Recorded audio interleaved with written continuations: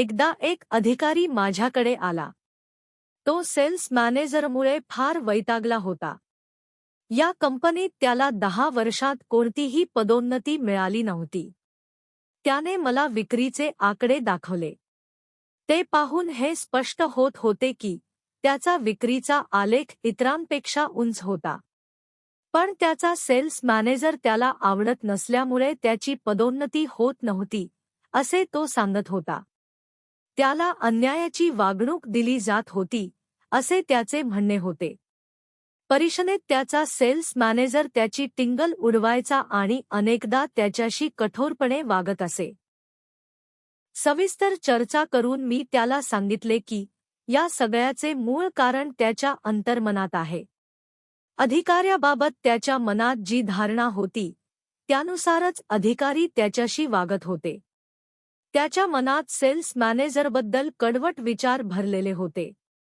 कामावर जाताना तो मनात वादविवाद, आरोपप्रत्यारोप आणि दोषारोप करणाऱ्या संवादात गुंतलेला असायचा. तो मानसिक तरंग जे देत होता तेच त्याच्याकडे परत येत होते. त्याला कळले की त्याचे आंतरक संभाषण अत्यंत विध्वंसक आहे. यामुळेच त्याला वरिष्ठांची नकारात्मक प्रतिक्रिया मिळत होती, तसेच इतर वैयक्तिक, शारीरिक आणि भावनिक अडचणी निर्माण होत होत्या. तो पुढील प्रार्थना वारंवार म्हणू लागला. माझ्या विचारांचा मीच एकमेव शिल्पकार आहे. बॉसबद्दल मी काय विचार करतो यासाठी मीच जबाबदार आहे, माझा बॉस जबाबदार नाही.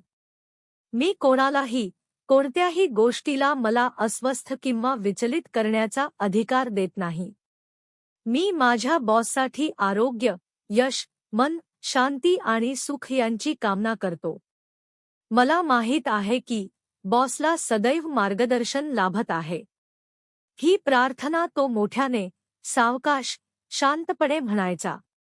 त्याला समजले होते की जे पेराल तेच उगवेल. मी त्याला झोपण्याआधी कल्पनाचित्राचा योग करण्यास सांगितले. त्याने आपल्या मनात असे दृश्य रंगवले की त्याचा वरिष्ठ त्याचे अभिनंदन करत आहे, त्याच्या उत्साहाची प्रशंसा करत आहे आणि ग्राहकांकडून मिळालेल्या प्रतिसादाबद्दल त्याचे कौतुक करत आहे. त्याने हे मानसिक चित्र वास्तवात उतरल्याची अनुभूती निर्माण केली.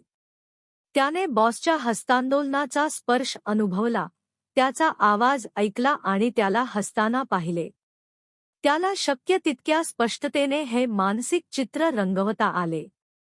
रोज रात्री तो हे मानसिक चलचित्र पाहायचा. काही दिवसांनी मॅनेजरने त्याला सॅन फ्रान्सिस्कोला बोलावले. त्याचे अभिनंदन करून त्याला विभागीय सेल्स मॅनेजरची बढती दिली. या पदामुळे त्याच्या पगारातही मोठी वाढ झाली होती.